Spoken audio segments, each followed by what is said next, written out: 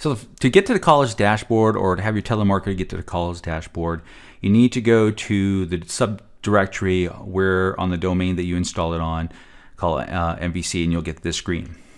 Then what they need to do is click on this window, and that will open up a pop-up window. And we've purposely designed myVirtualCaller to have the caller's interface come up in a pop-up window so you would have more screen real estate to have another browser open while you're making your calls, okay?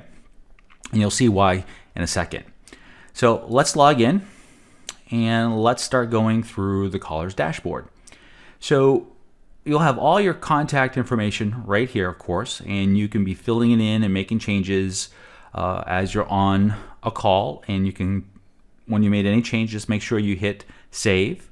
You can move through your records by using next and previous. Now when you disposition the call, it will actually move the record forward for you, okay? If you disposition the call to no contact, when your caller starts their next session, that record will show up. So if they've made 2-3 calls and they have not connected with that person, probably just mark it as a bad number is probably what I would do, okay? Because you haven't been able to reach them. If you ended up leaving a voicemail, click it as voicemail. If you're keep on hitting the gatekeeper and you're not getting through, maybe that's something that you can mark it as a gatekeeper too. Remember, in the back end, you can export based on these denotations. So maybe if you're keep on hitting the gatekeeper, you're not getting through, maybe you want to take that list and do some direct mail with it, okay? So that's the idea behind this. Then we have all these buttons over here, all right? So if you want to search your database, you can. You can search on contact, company, phone number, email address, a partial of that, so you can kind of drill in to the contact list if you want to. You can add a note simply by clicking here and putting in some note. And it'll be in order as you keep on adding them. You can delete the note here. I'm just going to go back once and come here, and you can see that there's this denotation now. It says see notes. So if you're doing a callback, you can say there's notes. You want to see what the notes are. You can either click here or click on notes, and it'll bring up your notes so you can review your notes before you talk to your prospect. You can set a callback here, okay? You can do that by simply clicking on here, and let's say I want to call this person back on the 24th at 8 a.m. It's done. All I have to do is hit the callback, and now it's set up as a callback, and it's one of these filters. So I have a future one in here, and you can see that this is a callback I have set up. And we can go to past due. There's nothing there, and there's nothing for today, of course. Right now, again, you and your callers can have multiple campaigns. You could have, like, this is like pizza restaurants and on the West Coast. I could have pizza restaurants on the East Coast.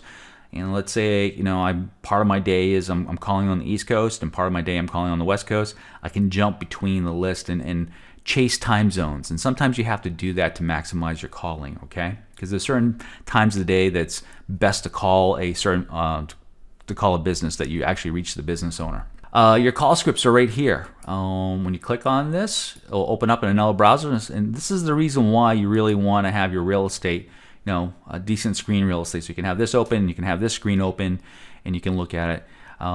Make sure to watch the video on Google Docs and creating your scripts with Google Docs, because you can see here it's a great way to do your scripts. You can kind of jump to how they answer. All right, you can look at their website while you're on the call by clicking on this button. Maybe you can have a conversation about their website. You can check the weather while you're on the call with them. This will go out to the zip code and look at the weather for the zip code. This is a great way to break the ice sometimes. So we put that little feature in there for you, so you can see how powerful it is. If you want to send off a one-off email, pretty straightforward. Just click on Open Email.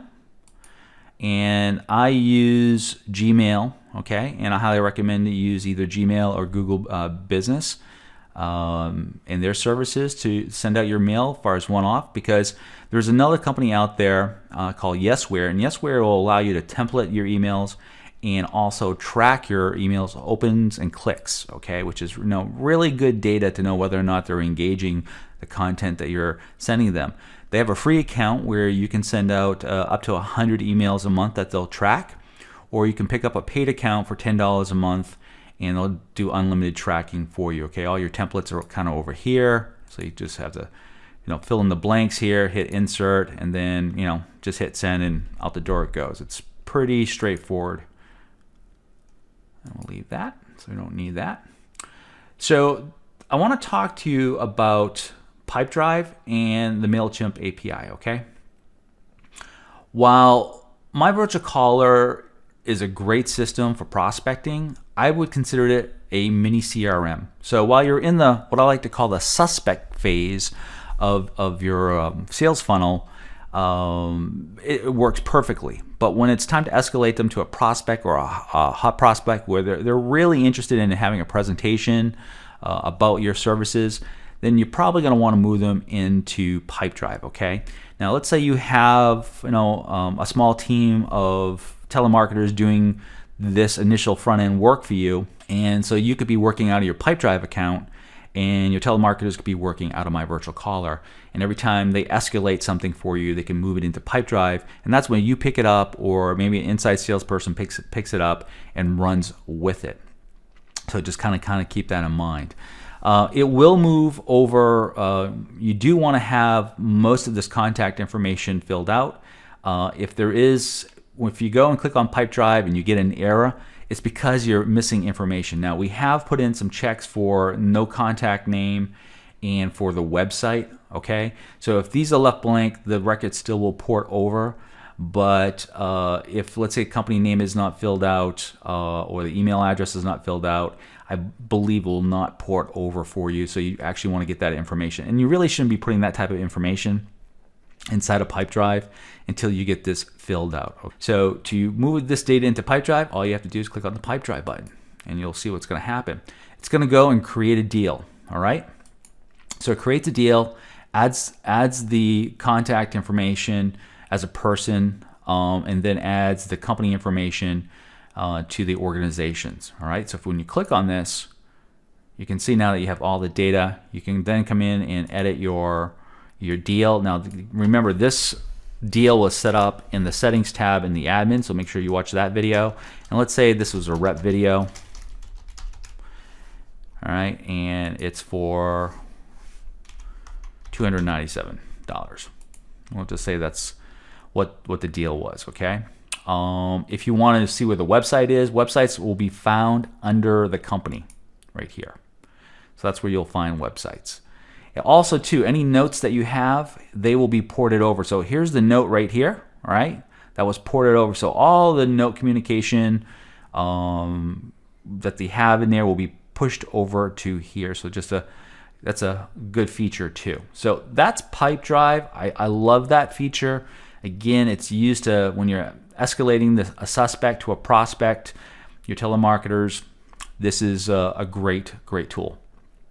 All right, MailChimp. I really like MailChimp. MailChimp is a great email service. Its user interface is very friendly, very straightforward. It allows you to set up email funnels. Okay, as you know, reaching out to people takes a lot of points of contact, and I most of the time will put together a series of at least 4 initial emails in my initial prospecting, which will initially start off with a call to gather an email address, try to set a presentation appointment if I can.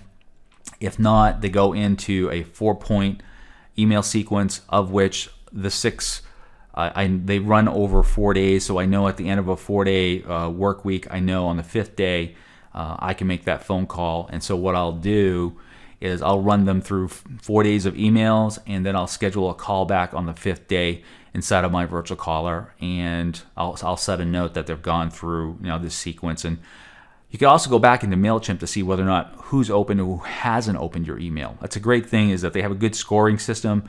You can see you go from a 2-star to a 3-star if they've opened your email, and you go to a 3 to a 4-star if they've actually clicked on a link. So those are the ones that are very engaging. So you can actually export out of here if you want to. So there's this field right here called salutation that we created. because sometimes you may not be talking to the contact person, which would possibly be your gatekeeper, okay? In a scenario when you're working with, say, medical people, you're in all probability not going to send an email directly to the doctor. What you're probably going to do is send it to the front desk. So the conversation that you'd have is with the front desk person, and let's say that front person's desk name was Denise, right? Well, that's who I want to send the email to, and then she'll forward it on to doctor. That's typically the process that happens within the medical sector, okay? So once I have all this information, I can push this data over. Now, depending upon how you set up your list, and let's take a quick look at this list here, okay? We'll go to settings. You want to make sure that you set up these custom fields. Now, I've done some training on this. Make sure you go through the training on how to set this up. But as you can see, you can move over all this data. Now, this is a standard field. The email is a standard field. The first name is a standard field. The last name is a standard field. These are all custom fields, and you do that by clicking on the add function and doing text, okay? And also, I'll give you the list. This is exactly what the field name has to be named, okay? If you don't do this, it will not move over and will cause problems. So make sure if you want to port all of this data over, make sure you set it up. Make sure you watch that training video on how to do that. So that's that. Let's go back to the list here, list view. And so when I click on this, what just happened is the contact information has been moved over to MailChimp. Now, it can take up to 5 minutes for it to show up on your list, okay? But fear not, this has been moved over. So that wraps up pretty much MailChimp and what you can do with it. And really, pretty much everything I want to cover with you in regards to the caller's dashboard. And I'll talk to you soon. Take care. Bye-bye.